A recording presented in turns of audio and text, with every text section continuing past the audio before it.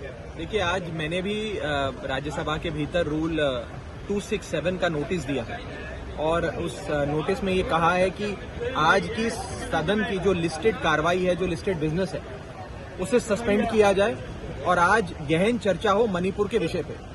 मणिपुर हमारे देश का अभिन्न अंग है, हमारा बहुत ही प्यारा राज्य है और उसके अंदर जो दरिंदगी और हैवानियत की घटनाएं सामने आ रही हैं, उससे पूरे हिंदुस्तान का मैं कहूं दिल दहल गया है। हमारी सबकी कलेक्टिव कॉन्शियस और आत्मा झंझोड़ी गई है और मैं हाथ जोड़ के विनती करता हूं केंद्र सरकार से कि नींद से जागे और इस विषय पे चर्चा कराए।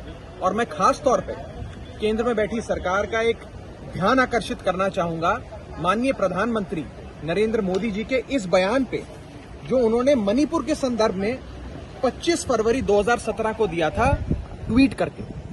उन्होंने खुद कहा था, उस समय वहां पर कुछ वारदात हुई थी, उसके संदर्भ में माननीय प्रधानमंत्री जी ने कहा था, those who cannot ensure peace in the state have no right to govern Manipur, says prime minister.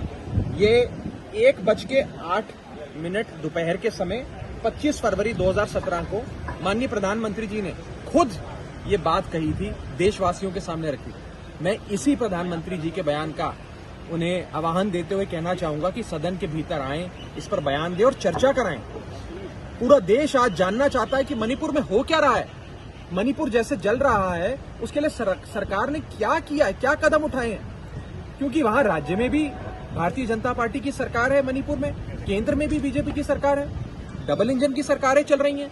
फिर भी अगर राज्य की सुरक्षा की, देश के एक अभिन्न अंग मणिपुर में ये हालात हो रही हैं, ऐसी वारदातें हो रही हैं, इस प्रकार से क्लैशेस हो रहे हैं, लोगों को मारा जा रहा है, हजारों लोग बेघर हो गए, न जाने कितने लोगों की मृत्यु हो गई है, जान माल का नुकसान हुआ है, जो बता रहे हैं कि राज्य में अब कुछ बचा ही नहीं।